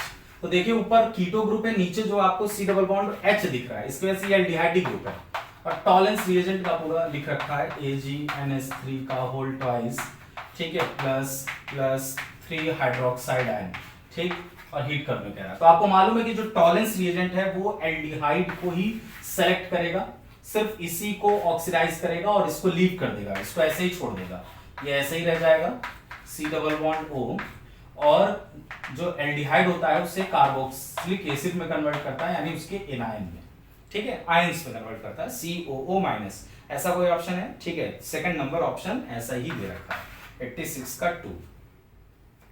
अब नेक्स्ट आते हैं 87। ये भी आपका मैच दी कॉलम है, 2 कॉलम दे रखा है, जो कि बेस्ड है सल्फर के ऑक्सो एसिड के ऊपर। जिसको भी सल्फर के ऑक्सो एसिड का स्ट्रक्चर बनाना आता होगा वो क्वेश्चन आराम से कर लिया होगा, ठीक है। 87 नंबर देखते हैं।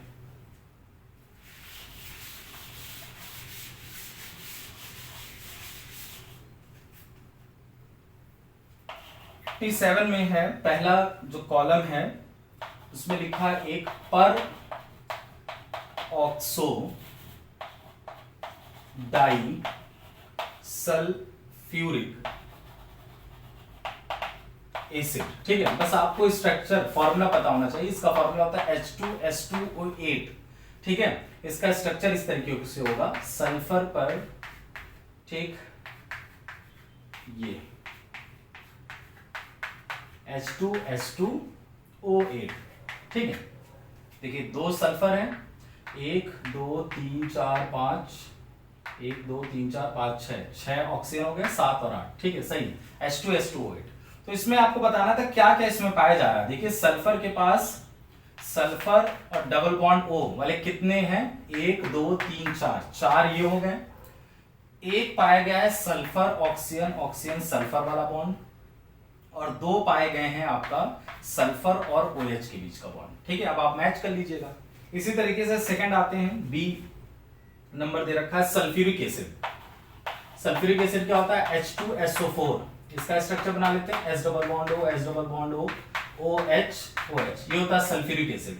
यानी इसमें 2 SOH बॉन्ड है और आपका 2 है सल्फर डबल बॉन्ड। आप मैच कर लीजिए कॉलम से। तीसरा है आपका पायरोसल्फ्यूरिक एसिड। पायरोसल्फ्यूरिक एसिड बिल्कुल इसी तरीके से होता है पर ऑक्सो में, बस यहां SOOS है, एक वो हटा दीजिए, ठीक है। सेम स्ट्रक्चर, एक ओ बस रखिए, ये हो गया आपका पायरोसल्फ्यूरिक एसिड। इसमें भी काउंट कर लीजिए, सल्फर डबल बॉन्ड O वाले 4 हैं, 1 2 3 4, 4 S डबल बॉन्ड O, ठीक है, और एक आपका है SOS, ठीक, और 2 आपके SOH के, क्लियर। फिर उसके बाद आपका दे रखा है सल्फ्यूरस एसिड। सल्फ्यूरस एसिड क्या होता है, H2SO4 होता है ना, तो H2SO3, ये हो गया सल्फ्यूरस एसिड। इसका भी स्ट्रक्चर बना लेते हैं। सल्फ्यूरस एसिड का देखो, इसी में मैं करेक्शन कर दे रहा हूं, S डबल बॉन्ड O, एक डबल बॉन्ड हो रहता है, ठीक है। ये हो गया आपका H2SO3। क्लियर। तो अब आप अपना मैच कर लीजिए कौन सा ऑप्शन होगा, ठीक है। मैंने स्ट्रक्चर बना दिए। ये 87 हो गया। 88 नंबर जो है वो एरोमेटिसिटी के ऊपर बेस्ड है, जिसमें कुछ स्ट्रक्चर उसने बना के रखे हैं और पूछ रहा है कितने कंपाउंड और स्पीसीज हैं जो हकल्स रूल को फॉलो करते हैं। तो यहाँ पर हकल्स रूल क्या होता है, 4n+2 पाई इलेक्ट्रॉन जिसमें पाए जाते हैं वो हकल्स रूल फॉलो करते हैं, ठीक है। तो उसका मैं एक बहुत सिंपल सा आपको तरीका बताता हूँ। इसमें 4n+2 पाई इलेक्ट्रॉन काउंट करने की नीड नहीं होती। एक सिंपल सा ट्रिक बताते हैं जिससे आप आसानी से इसका आंसर बता लेंगे। 88 नंबर, पहला स्ट्रक्चर ये दे रखा है। हकल्स रूल का मतलब होता है 4n+2, ठीक। तो आपको करना क्या है, पाई बॉन्ड काउंट करिए, पाई बॉन्ड। और वो पाई बॉन्ड किस में होने चाहिए, ऑड नंबर में। तो समझ जाइएगा, और कॉन्जुगेशन में हो, ठीक है, रेजोनेंस पाए जाना चाहिए। तो समझ जाइए कि हाँ भाई हकल्स रूल फॉलो कर रहा है, 4n+2, ठीक है। पाई बॉन्ड ऑड नंबर में होना चाहिए। काउंट करिए 1 2 3 4 5, यानी ये हकल्स रूल को फॉलो कर रहा है। अगला स्ट्रक्चर इसमें क्या दे रखा है, और यहां पर एक नेगेटिव चार्ज है। आप कहोगे 1 2 इवन नंबर में आ गया, नहीं। अगर कॉन्जुगेशन में नेगेटिव चार्ज है तो इसको भी 1 पाई बॉन्ड के बराबर माना जाएगा। देखो pi bond negative charge alternate position पर है, तो 1 2 3 यानी यहां पर भी आपका ऑड नंबर में है, तो ये भी हकल्स रूल को फॉलो कर रहा है। थर्ड जो है आपका ये है, ये एंटी एरोमेटिक है, ठीक है, ये नहीं फॉलो कर रहा है। नेक्स्ट आते हैं फोर्थ, नेगेटिव चार्ज। तो एक पाई बॉन्ड, दो पाई बॉन्ड हो गया ना, यानी इसको भी 1 पाई बॉन्ड के इक्वल मानिए, ठीक है। तो 2 यानी ये भी आपका इवन नंबर में आ गया, तो ये भी हकल्स रूल को फॉलो नहीं कर रहा है। नेक्स्ट है कि पॉजिटिव चार्ज अगर लगा दे तो सिर्फ 1 पाई बॉन्ड है, मतलब 1 पाई बॉन्ड यानी ऑड नंबर, यानी ये हकल्स रूल को फॉलो करेगा। नेक्स्ट जो है आपका कुछ इस तरीके का स्ट्रक्चर बना के दिया हुआ है, इसमें 4 पाई बॉन्ड ऐसे लगा रखे हैं, तो और इवन नंबर है, यानी ये भी हकल्स रूल को फॉलो नहीं करेगा। नेक्स्ट जो है इसमें 3 बेंजीन रिंग को आपस में अटैच कर दिया गया है, तो आप देखेंगे 1 2 3 4 5 6 7 है, तो 7 का मतलब ये हो गया इवन ऑड नंबर, यानी ये हकल्स रूल को फॉलो कर रहा है। तो देखिए टोटल कितने हो गए, 1 2 3 एंड 4, तो इसमें 4 ऑप्शन दे रखा है। 88 का फोर्थ नंबर ये, ठीक है, ये आपका हो गया 88 नंबर। नेक्स्ट है pumice stone is an example of. देखो प्यूमिस स्टोन क्या होता है, प्यूमिस स्टोन में जो डिस्पर्सन मीडियम होता है वो सॉलिड होता है, और जो फेज होता है वो आपका गैस होता है, तो ये एक तरीके का सॉलिड सॉल बनता है। तो प्यूमिस स्टोन यहां पर क्या है, सॉलिड सॉल है। क्लियर। नेक्स्ट है 90 नंबर क्वेश्चन। इसमें आपसे बता रहा कुछ फॉर्मूले लिखे गए हैं इंथैल्पी और इंटरनल एनर्जी के बीच में, जो कि आपसे पूछ रहा है कौन सा करेक्ट है। तो ये फॉर्मूला आप 11th क्लास से पढ़ते आ रहे हैं कि delta H equal to delta U plus delta NGRT होता है, ठीक है। तो जो ऑप्शन मिले करेक्ट कर लेते हैं। यहाँ पर डेल्टा NG क्या होता है, डेल्टा NG होता है number of moles of gaseous product minus number of moles of gaseous reactant, ठीक है, ये फॉर्मूला है। डेल्टा H इंथैल्पी है, डेल्टा U क्या है, चेंज इन इंटरनल एनर्जी। फॉर्मूले बेस्ड क्वेश्चन था। अब आते हैं क्वेश्चन नंबर 92 पर। 92 में एक ईथर का क्वेश्चन दे रखा है, CH2O एंड फिर से बेंजीन रिंग है, और इसका रिएक्शन कराने कह रहा है HI और हीट करने कह रहा है। देखिए इसमें कैसे डिसाइड किया जाता है कि कहां से बॉन्ड हम लोग ब्रेक करें, यानी यहाँ पर न्यूक्लियोफाइल जो है वो आयोडीन है, और यहाँ पर H+ आयन है, स्टिक मीडियम है, और ये I- में ब्रेक होगा, तो ऑक्सीजन अपना लोन पेयर इसको डोनेट करेगा H+ आयन को, और जब H+ आयन को डोनेट कर देगा तो CH2O पर पॉजिटिव चार्ज आ जाएगा, H लग गया। क्लियर, ठीक। अब इसके बाद हम कहां से बॉन्ड ब्रेक करें, यहां से कि यहां से करें। अगर बॉन्ड ब्रेक करने पर जो कार्बोकेटाइन बनेगा, अगर वो स्टेबल कार्बोकेटाइन बन रहा है तो भाई बॉन्ड वहीं से ब्रेक करेंगे, यानी वो फिर SN1 मैकेनिज्म को फॉलो करेगा। अगर हम यहां से बॉन्ड ब्रेक कर दें तो देखो CH2 पर पॉजिटिव चार्ज आ जाएगा, जो कि बेंजाइल कार्बोकेटाइन होगा, और बेंजाइल कार्बोकेटाइन काफी स्टेबल होता है, यानी वो SN1 मैकेनिज्म को फॉलो कर रहा है, तो यहीं से हम बॉन्ड ब्रेक करेंगे। तो फाइनली हमारा बन करके आ जाएगा CH2+ यानी बेंजाइल कार्बोकेटाइन, और साथ में प्लस फिनॉल बन करके अलग हो जाएगा। तब हमारे पास जो न्यूक्लियोफाइल होता है सेकेंड स्टेप में ये इस पर अटैक कर जाएगा और आपका एक प्रोडक्ट बन जाएगा CH2I, ठीक है। बेंजीन रिंग से CH2 लगा है, इसको बेंजाइल आयोडाइड हम लोग बोलेंगे। तो ऐसा कोई ऑप्शन है जिसमें बेंजाइल आयोडाइड और फिनॉल दोनों बन रहा हो। 92 का सेकेंड नंबर, ठीक है। अब आते हैं 93 पर। 93 में क्या कह रहा है कि एक रिडॉक्स रिएक्शन दे रखा है, उसको बैलेंस करना, और बैलेंस करने के बाद जो उसकी कॉफिशिएंट हैं वो आपको बताना है, ठीक है। तो बहुत सिंपल सी बैलेंसिंग है, वो भी हम लोग देख लेते हैं 93 नंबर। 93 नंबर में दे रखा है आपको reaction Cr2O7 2 minus plus SO3 2 minus और प्लस H प्लस आयन और Cr3 plus plus SO4 2 minus and plus water. सबके आगे कॉफिशिएंट लगा रखा है। एक इसके आगे A है, यहाँ B लिखा हुआ है, यहाँ C है, और क्रोमियम के आगे 2A लगाया हुआ है, सल्फेट के आगे यहाँ B है, और यहाँ वाटर क्या हो गया आपका C/2, ठीक है। तो सबसे पहले आप क्या करिए, दो हाफ रिएक्शन में डिवाइड कर लीजिए, एक ऑक्सीडेशन और एक रिडक्शन का। तो यहाँ पर देखेंगे क्रोमियम का ऑक्सीडेशन नंबर निकालिए, ऑक्सीजन का -2 होता है, 7 × -2 -14, और सॉल्व करेंगे तो यहाँ पर क्रोमियम का +6 आएगा और यहाँ पर +3 है। तो +6 से +3 ऑक्सीडेशन नंबर कम हो रहा है, मतलब रिडक्शन। तो पहला हाफ रिएक्शन हमने बना लिया Cr2O7 2 माइनस एंड क्रोमियम 3+ का। अब इसको बैलेंस करना स्टार्ट करते हैं, पहले हाफ रिएक्शन को। देखो भाई, बैलेंस करने का सिंपल सा तरीका है कि ऑक्सीजन और हाइड्रोजन के अलावा जो अदर एलिमेंट होते हैं उसको पहले बैलेंस करते हैं, क्योंकि H+ आयन पहले ही दे रखा है, मतलब एसिडिक मीडियम में हमको बैलेंस करना है। तो यहाँ 2 क्रोमियम है, वहां यहाँ 1 क्रोमियम है, तो यहाँ पे 2 से मल्टीप्लाई कर दीजिए। यहाँ 7 ऑक्सीजन है, यानी इधर 7 ऑक्सीजन ज्यादा है, उधर 7 ऑक्सीजन कम है, जिधर कम है उधर उतने ही वाटर मॉलिक्यूल ऐड करिए। तो वहां आपके 14 हाइड्रोजन हो गए, यहाँ एक भी नहीं है, तो उसको कंप्लीट करने के लिए 14 H+ आयन से यहां पर ऐड कर दीजिए। ये आपका एटम जितने थे सब बैलेंस हो गया। अब इसके बाद क्या करना है, हमको चार्ज बैलेंस करना है। तो आप देख रहे होंगे कि 2 क्रोमियम के ऊपर +6 चार्ज है, ठीक है, मतलब एक क्रोमियम पर +6 है, तो 2 क्रोमियम पर +12, यहाँ 2 क्रोमियम पर +6 पूरा ले लिया करिए, उससे इजी हो जाएगा। जितने उससे मल्टीप्लाई कर लीजिए, 2 × +6 12, 2 × 3 6, मतलब इधर 12 है इधर 6 है। कुछ ऐसा करिए, या तो उधर 12 हो जाए या तो इधर 6 हो जाए। तो अगर हम इस साइड 6 इलेक्ट्रॉन एक्सेप्ट करा दें, यानी टोटल चार्ज +12 है, 6 इलेक्ट्रॉन एक्सेप्ट कराने का मतलब हुआ 12 - 6 मतलब +6, तो यानी आपका चार्ज भी बैलेंस हो गया। नेक्स्ट आते हैं हम, अगला जो हाफ रिएक्शन है SO3 2 माइनस और SO4 2 माइनस। यहाँ पर सल्फर का ऑक्सीडेशन नंबर +6 है, यहाँ पर सल्फर का ऑक्सीडेशन नंबर यहाँ सल्फर का ऑक्सीडेशन नंबर +4 है, यहाँ सल्फर का ऑक्सीडेशन नंबर +6 है। तो +4 से +6 जा रहा है, तो इसका मतलब है ऑक्सीडेशन नंबर इंक्रीज हो रहा है, और ऑक्सीडेशन नंबर इंक्रीज करने का मतलब कि ऑक्सीडेशन हो रहा है। सबसे पहले अदर एलिमेंट बैलेंस करेंगे। सल्फर सल्फर बैलेंस है, 3 ऑक्सीजन है, 4 है, यहाँ पर एक कमी है, एक वाटर मॉलिक्यूल ऐड कर दीजिए, यहाँ 2 हाइड्रोजन की कमी हो गई, तो 2H+ आएंगे। अब चार्ज बैलेंस करेंगे। एक सल्फर का यहाँ पर ऑक्सीडेशन नंबर कितना हो रहा है, +4, यहाँ ऑक्सीडेशन नंबर कितना हो रहा है, +6, ठीक है।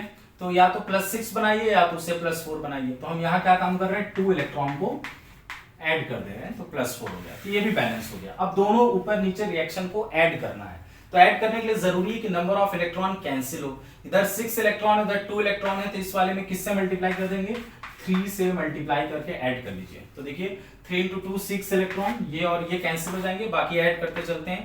14H+ ion plus Cr2O7 2 minus plus 3 × H2O plus 3 sulphur trioxide SO3 2 minus, इधर क्या हो गया 2 Cr3 plus 7 H2O plus 3 sulphate ion हो गया 3 SO4 2 minus plus 6 H+ ion.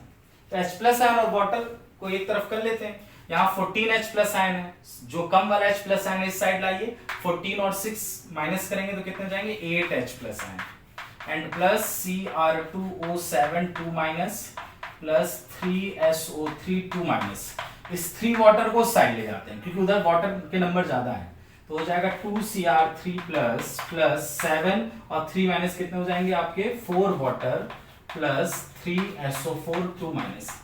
अब कंपैरिजन करा लीजिए, Cr2O7 के आगे A लिखा है, Cr2 7 के आगे A मतलब 1, यानी A की वैल्यू कितनी आ गई 1।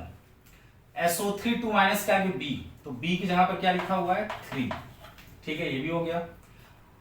अब H प्लस आयन के आगे C लिखा है, तो H प्लस आयन के आगे C, यानी C इक्वल टू क्या आ गया 8, तो 138 ये आपका आंसर हो जाएगा 138, ठीक। तो यहां पर B 138 4 नंबर जो ऑप्शन है, ठीक है, ये हो गया। नेक्स्ट आते हैं आपका 94 नंबर क्वेश्चन कह रहा है which complex compound is most stable. तो इसमें बहुत सारे कॉम्प्लेक्स कंपाउंड 4 आपको दे रखे हैं कोऑर्डिनेशन के, इसमें बताना है स्टेबल कौन है। तो देखिए स्टेबल वही होगा जिसमें अगर कोई कीलेट लिगेंड लगा हुआ है, कीलेटिंग लिगेंड कौन से लिगेंड होते हैं, ऐसे लिगेंड जो खुद साइक्लिक ना हो लेकिन उसके पास एक से ज्यादा डोनर एटम हो, और जब वो मेटल के साथ जुड़े तो साइक्लिक स्ट्रक्चर बना ले। तो सेकंड वाला देखो ऑप्शन, या जो भी आपके बुकलेट का ऑप्शन नंबर हो, COCl2En का होल ट्वाइस, ठीक है, और NO3 En का होल ट्वाइस यानी डाई इथाइल एमाइन, ठीक है, En क्या होता है डाई इथाइल एमाइन, ठीक है, या इथाइलिन डाइएमाइन, En क्या हो गया इथाइलिन डाइएमाइन, ठीक। तो इथाइलिन डाइएमाइन जो होता है वो कीलेटिंग लिगेंड होता है, जिसके लगने की वजह से कॉम्प्लेक्स की स्टेबिलिटी काफी बढ़ जाती है, ठीक है। तो ये हो गया 94 का सेकंड नंबर ऑप्शन। उसके बाद नेक्स्ट कर रहा है 95, what fraction of one edge centred octahedral void lies in one unit cell of FCC। तो जिसको बस ये पता होगा कि ऑक्टाहेड्रल वॉइड्स FCC लैटिस में कहां पाया जाता है, ठीक है, तो वो इस क्वेश्चन को आसानी से बता देगा। देखिए तो एज सेंटर्ड, तो एज सेंटर्ड मतलब कितने एज होते हैं, टोटल 12 होते हैं एक क्यूब के अंदर, और एक एज सेंटर्ड जो होता है, ठीक है, जो आप क्यूब बनाते हैं उसका एक एज का जो सेंटर होता है वो टोटल जो होता है 4 यूनिट सेल के साथ क्या काम कर रहा होता है, 4 एक ऊपर फिर एक नीचे, ठीक है, 4 क्यूबिक यूनिट सेल के साथ शेयरिंग करता है, ठीक है। तो एक जो होता है वो 4 के साथ करता है, यानी 1/4, तो एक के हिस्से में कितना आएगा 1/4 आता है। तो यहां पर वही पूछा गया है कि what fraction of one edge centred octahedral void lies, ठीक है, तो एक एज पर कितना हिस्सा आएगा 1/4 का आएगा, ठीक है। तो 95 का सेकंड नंबर, 95 का सेकंड ऑप्शन सही होगा, ठीक। नेक्स्ट क्वेश्चन देखते हैं 97 देखते हैं। 97 वाला जो है द इक्विलिब्रियम कंसंट्रेशन दे रखा है स्पीसीज का, और उसमें आपको पूछ रखा है डेल्टा G नॉट, यानी थर्मोकेमिस्ट्री थर्मोडायनेमिक्स का क्वेश्चन है, सिंपल सा गिब्स फ्री एनर्जी पूछ रखा है, ठीक है। तो गिब्स फ्री एनर्जी का फॉर्मूला लगाएंगे और हम लोग क्वेश्चन कर लेंगे, ठीक है। क्वेश्चन का हिंट दे रहे हैं, 97 नंबर है, A प्लस B है, रिएक्शन ये दे रखी है C प्लस D, और कह रहा है ये इक्विलिब्रियम में है, ठीक, और आपसे पूछ रहा है डेल्टा G नॉट की वैल्यू। तो फॉर्मूला क्या होता है इक्विलिब्रियम के केस में, delta G naught equal to होता है -2.303 R log, ठीक है, RT log K, यहां पर क्या है इक्विलिब्रियम कांस्टेंट। तो सबसे पहले इक्विलिब्रियम कांस्टेंट निकाल लेते हैं ना। इक्विलिब्रियम कांस्टेंट इक्वल टू क्या होता है concentration of product divided by concentration of reactant. तो कंसंट्रेशन ऑफ प्रोडक्ट आपका दे रखा है, कौन कौन सा है, C का कंसंट्रेशन कितना दे रखा है क्वेश्चन में 10, ठीक है, और D कितना दे रखा है 6, A का दे रखा है 2 और इसका दे रखा है 3, ये हो गया 60 डिवाइडेड बाय 6 मतलब 10, यानी इक्विलिब्रियम कांस्टेंट 10 आ गया। तो अब सब कुछ फॉर्मूले में रख लेते हैं, delta G naught equal to -2.303, R की वैल्यू क्वेश्चन में दे ही रखी है 2, टेम्परेचर भी आपको दे रखा है 300 और K की वैल्यू हो गई 10, ठीक है, सॉरी log 10। तो log 10 कितना होता है, log 10 हो गया आपका 1, ये पूरा हटा ही दीजिए 1, बस ये 3 × 2 600, बाकी मल्टीप्लाई करके जो आपका आंसर आ जाए, ठीक है। तो ये हमारा 97 हो गया। लास्ट एक क्वेश्चन कर लेते हैं 98 वाला। उसमें क्या कह रहा है, एक सिंपल सी रिएक्शन दे रखी है, कुछ स्टेप्स दे रखे हैं और उसमें आपसे फाइनल प्रोडक्ट पूछ रहा है क्या बनेगा। तो देखते हैं वो रिएक्शन कौन सी है। 98 नंबर क्वेश्चन है CH3CHO लिथियम एल्युमिनियम हाइड्राइड दे रखा है, ठीक है, और उससे कह रहा है A बनेगा, तो और फिर उसके बाद H2SO4 कह रहा बी बनेगा, इसका रिएक्शन हमें HBr से कराना है तो C बन जाएगा, और C का रिएक्शन हमें ब्रोमोबेंजीन से कराना है, ठीक है, सोडियम ड्राई ईथर के प्रेजेंस में, ठीक है। तो आपसे कह रहा है फाइनली डी क्या बनेगा। देखो भाई एल्डिहाइड है और उसका अगर रिडक्शन हम करते हैं तो हमेशा प्राइमरी अल्कोहल बनेगा, तो A बन जाएगा CH3CH2OH। आगे दिख रहा है H2SO4 हीट यानी डिहाइड्रेशन, डिहाइड्रेशन करने पर क्या होता है, OH यहां से निकालिए, बगल वाले कार्बन से हाइड्रोजन यानी हमेशा एल्कीन बनता है, CH2 डबल बॉन्ड CH2। अब फिर उसका हम एडिशन करा रहे हैं HBr से, तो HBr का एडिशन आपको कराना है एक कार्बन पर, क्योंकि दोनों पर हाइड्रोजन के नंबर सेम है, तो कहीं पर भी ऐड कराइए, CH2 पर एक H लगा दीजिए, Br एक लगा दीजिए, तो फाइनली C बन जाएगा आपका CH3CH2Br। ये हो गया इथाइल ब्रोमाइड। फिर हो गया सोडियम ड्राई ईथर, वुड्स वाली रिएक्शन है, ठीक है, यानी सोडियम से Br निकल जाएगा, बाकी जो बेंजीन रिंग है उससे एल्काइल ग्रुप अटैच कर दीजिए CH2CH3। तो फाइनली आपका एक दे रखा है 4th नंबर ऑप्शन, ठीक है, ये हो गया। तो मैक्सिमम ऑलमोस्ट मैंने सारे क्वेश्चन करा दिए, एक दो छोड़ करके जो बिल्कुल थ्योरी बेस्ड थे या जो बहुत ज़्यादा इजी थे, जो आसानी से हो सकते थे। मोस्टली जितने रिएक्शन या न्यूमेरिकल या जितने कॉन्सेप्चुअल क्वेश्चन थे वो मैंने कर लिया। अब मेरा एनालिसिस यही है इस पेपर को देख करके केमिस्ट्री का, कि बहुत ही बेसिक्स क्वेश्चन आए थे। फाइनली आपने भी देखे होंगे कि कोई बहुत टफ न्यूमेरिकल नहीं था, बहुत टफ कॉन्सेप्ट नहीं यूज हुए थे, ना कोई CFT से क्वेश्चन था, ठीक है, क्रिस्टल फील्ड थ्योरी ये सब से, ठीक है, यानी जहाँ से बहुत अच्छे कॉन्सेप्ट बनते हैं। तो अगर कोई बहुत ही बेसिक स्टडी करते हुए आया होगा बच्चा, वो आराम से केमिस्ट्री के क्वेश्चंस कर लिए होंगे, ठीक है। टाइम भी कम लगा होगा क्योंकि कैलकुलेशंस नहीं थे ज़्यादा, ठीक है, ओरली क्वेश्चन थे बहुत सारे जो देख करके ही हमको पता चल रहे थे।